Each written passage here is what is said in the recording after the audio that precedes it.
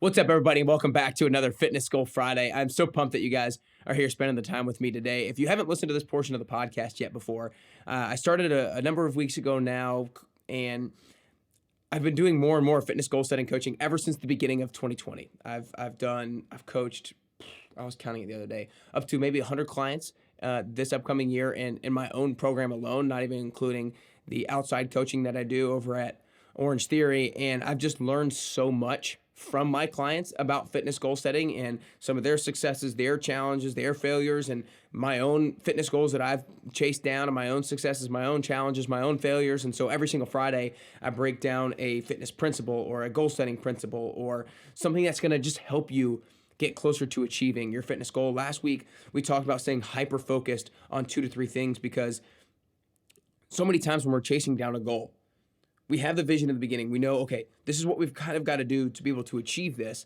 But then when we start on it, we think like, oh, we can also do this, we can also do that, we can also do this. And we fall victim to all these good ideas, which sometimes can be okay, but they'll deviate your focus from what the most important things are. And if you don't stay hyper focused on those 2 to 3 things, then those good ideas are going to overtake you, and you're not going to be able to stay focused on what's most important. So that was last Friday. So if you didn't listen to that and you want to go listen to it, you've got to. But this week, I want to talk about the importance of seeing the commitments that you make to yourself as promises. Because let's think about what a promise means. A promise means that it's not conditional, it's not situational, it's not circumstantial. It's not saying that I'm going to do this if. There's no ifs, there's no buts. It's I'm going to do this no matter what. And so many times we treat promises to others at such a higher level than we treat promises to ourselves. And it's hard to understand as to why that exactly is. But it's like, okay, if we promise it to somebody else, then they're going to hold us accountable. They'll know whether or not we followed through, and they might be mad at us if we don't follow through. But if we don't follow through with a promise to ourselves or a commitment to ourselves, it's like nobody's really going to know besides ourselves. So it's really not that big of a deal. But it's like, no, promises to yourself are the most important things that you can follow through with. Because think about it. If your source of power is integrity, if your source of power is being true to your word, then that's what following through with your promises is. Following through with your promises means that I'm a congruent human being. It means that I'm going to say something and I'm going to do it. And I'll never forget the quote that Stephen M.R. Covey had on my podcast a long time ago. He said, honesty is when your words match reality. It's when you see reality and then you tell the truth. So honesty is when your words match reality, but integrity is when reality matches your words. And so I think that to me really hit home. And that's like, because I asked him, what allows you to follow through with your promises at a higher level? And he was like, it's knowing that it is a promise. It's knowing that when I say I'm going to wake up at 6:30 in the morning, that I'm going to do it no matter what. It's not if I feel good. It's not if I get a good night's sleep. It's no matter what. And so that's really important when it comes to your fitness goals, because when you say you're going to go work out, it's not if I wake up and feel good. It's not if I get a good night's sleep. Now, obviously, I want you to get a good night's sleep. I'm not saying that.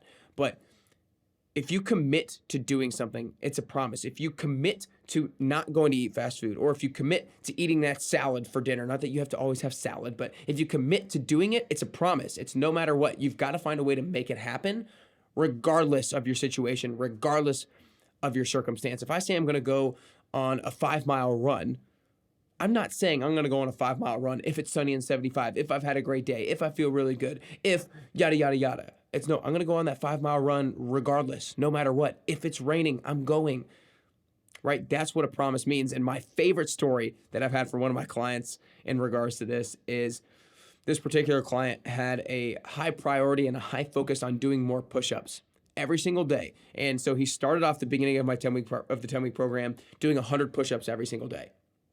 And then every single week after that, he added 20 push-ups to that. So week 1, he did 100 push-ups every day, 120 push-ups every day. Week 2, 140 every day. Week 3, and then he finally got up to like 300 push-ups, I think, towards the end.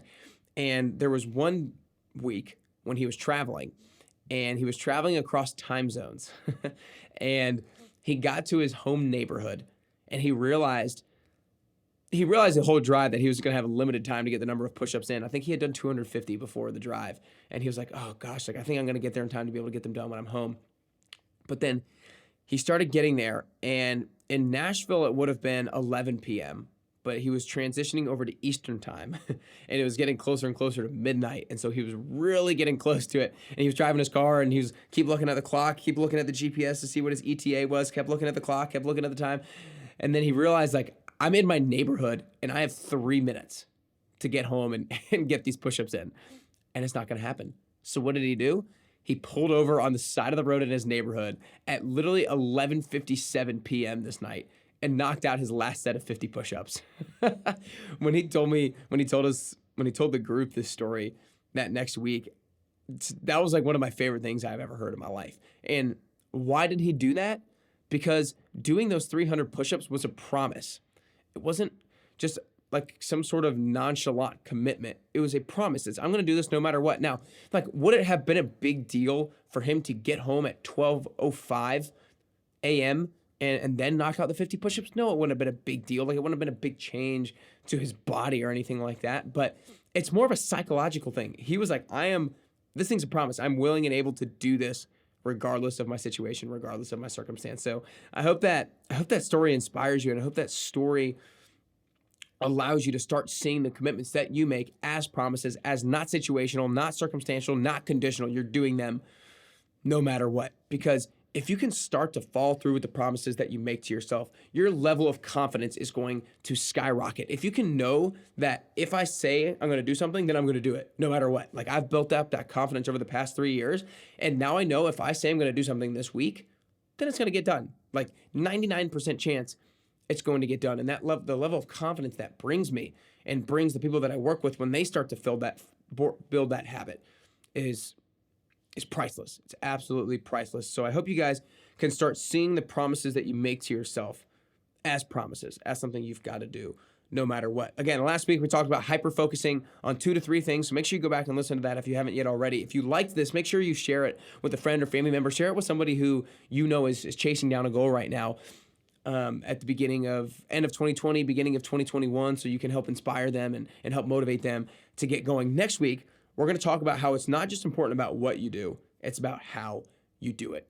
Hope you guys found something in here that it's going to allow you to get a little bit closer and closer to your fitness goal, and ultimately closer and closer to your best you.